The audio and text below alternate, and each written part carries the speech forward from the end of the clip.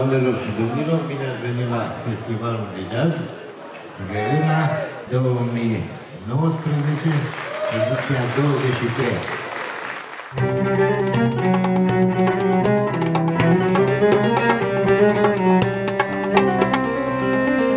Festivalul ăsta e un festival de jazz contemporan în care standardele și influențele jazzului clasic american nu prea și-au locul și jazzul european e preponderent.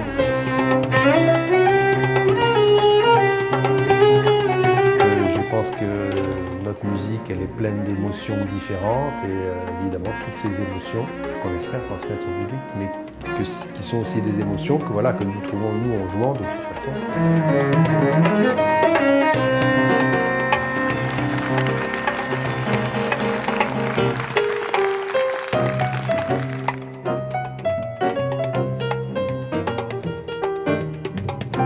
La nature et puis le cadre de ce magnifique festival, c'est impressionnant en fait de rassembler des gens dans toute cette nature et en plus même en dépit des conditions, malgré la pluie, les gens restent écouter de la musique, donc c'est des vrais des amoureux de la musique.